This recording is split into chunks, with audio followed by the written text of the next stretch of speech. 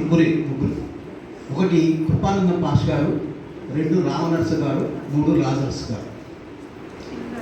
Krupanandam pass గారు, రామనరస గారు పాస్టర్లు. అంటే ఆయన టీచర్గా, రామనరస గారు టీచర్గా పనిచేసి రిజైన్ చేసి దేవుని సేవకు వచ్చారు. లాజరస్ గారు ఉద్యోగంగా పనిచేశారు. వీరు ముగ్గురు ఆనాడు సైకిళ్ళు కూడా లేవు, బస్సులు కూడా అరుదు. మరి శ్రీకోర్మ, చింతవలస, కృష్ణపేట, సింగపురం, మరి కంపోలు, ఇటు ఆడవరం మొదలైనటువంటి గ్రామాల్లో కాలినడకను తిరిగి సేవ చేశారు.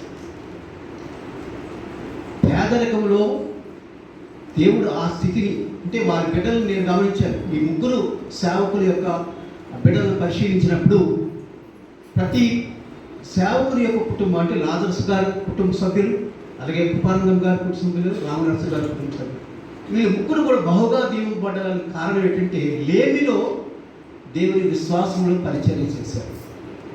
మనమైతే ఉన్న స్థితిని బట్టి ఒకవేళ విశ్వాసంలో ఉంటున్నామేమో, ఒకవేళ మనల్ని హెచ్చించిన రీతిని బట్టి కూడా విశ్వాసంలో ఉంటున్నామని ఒకసారి మనం చూసుకోవాలి.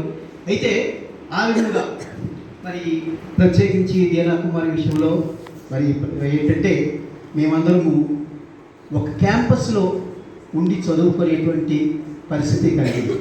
కారణం ఏంటంటే లాజరస్ గారు ఉద్యోగంగా పనిచేసినప్పుడు రక్తర్ గారని ఇక్కడ ఎస్పీ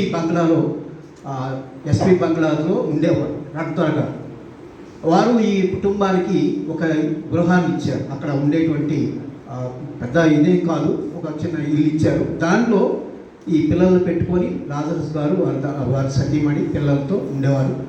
నాకు కూడా ఒక చిన్న గది ఇచ్చేవారు ఆ క్యాంపస్లో.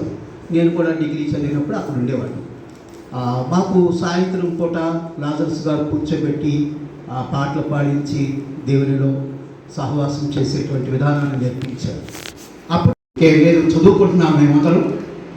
ఆయన కూడా నాతోనే కలిసి చదివాడు. అంటే ఇటువంటి సహవాసం అక్కడ మాకు ఏర్పడింది. కాబట్టి అక్కడ మొదటగా నేను గమనించినంత వరకు ఇవి మిత భాష కొంచెం తక్కువ కంటే మరి బిడ్డలు బాగా చెప్పారు చాలా విషయాలు. పిల్లల్ని పెంచడంలో ఆమె చూపించినటువంటి శ్రద్ధ, లేక దేవుని యొక్క భయభక్తులు నేర్పించే విధానం ఇప్పుడు మనం చాలా మంది చెప్తా వెళ్ళాం. అయితే మొత్తం మీద ఏంటంటే ఎక్కువగా మాట్లాడేది కాదు. ఇంకా ఎలిజబెత్ అందరితో కొంచెం చదువుగా పరిచయంగా ఆమె ఉండేది. ఆ విధంగా ఉన్నటువంటి సహవాసం మేము కలిగి ఉండేవాళ్ళం. మరి యాకోబు గారు కూడా దేవుని సన్నిధిలో ఉండేవారు. ఆయన పరిచర్య కూడా ప్రసంగాలు చేసేవారు, నా అందరికీ తెలిసిన విషయమే. ఈ విధంగా వారు చేసిన పరిచర్యను బట్టి వారు ఈనాడు వారి ముగ్గురు కుమారులు కూడా గొప్పగా దీవింపబడ్డారని నేనైతే విశ్వసిస్తున్నాను. కాబట్టి మన పితరులు, మన తల్లిదండ్రులు, లేక మన తాత ముత్తాతలు చేసిన ప్రార్థన ఫలితముగానే ఈనాడు మనం దీవింపబడుతున్నాం అనేటువంటి సత్యాన్ని అన్నిత్యం జ్ఞాపకం చేసుకుంటూ మనము కూడా ఆ రీతిలో పరిచయం చేయగలిగితే, లేక దేవునిలో ఎదగలిగితే మన బిడ్డలు కూడా దీవింపబడతారని ఈ కొద్ది మాటలు తెలియజేస్తూ ముగిస్తున్నాను.